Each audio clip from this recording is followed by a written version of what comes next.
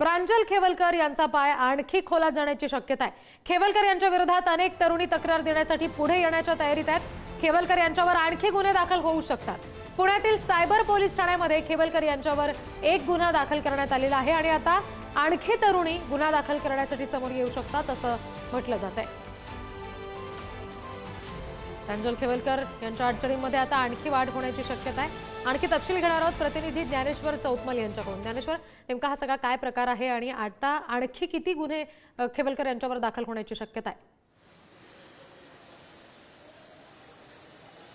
प्रांजल खेवलकर याच्या मोबाईल फोनमध्ये जे नग्नावस्थेतले व्हिडिओ आणि फोटो काही वेगवेगळ्या मुलींसोबतचे पोलिसांना आढळलेले होते, ते जरी सहमतीने त्यातले काही फोटो असले तरी तशा पद्धतीनं त्याचं चित्रीकरण करता येत नाही आणि अशाच स्वरूपाचा जो गुन्हा आहे तो सायबर पोलिसांमध्ये दाखल झालेला आहे।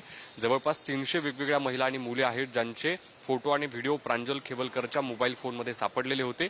यातल्या अनेक मुलींचे जरी संबंध हे सहखुशीने असले तरी त्याचं चित्रीकरण जे केलंय ते गैर आहे अशा पद्धतीचा कायदा सांगतो आणि त्याच संदर्भानं आणखी काही ज्या मुली आहेत त्या पोलिसांमध्ये तक्रार करण्यासाठी पुढे येत असल्याचं बघायला मिळतंय। यातल्या बऱ्याचशा मुली ह्या घाबरलेल्या आहेत असं सांगितलं जात जरी असलं तरी यापूर्वी जो गुन्हा दाखल झालेला आहे त्याचा जो तपास सुरू आहे, त्यातल्या ज्या महिलांचे जबाब नोंदवण्याचं काम सुरू आहे, त्यातून जी माहिती पुढे येते की आणखी बऱ्याचशा महिला आहेत ज्यांना पोलिसांमध्ये तक्रार द्यायची आहे।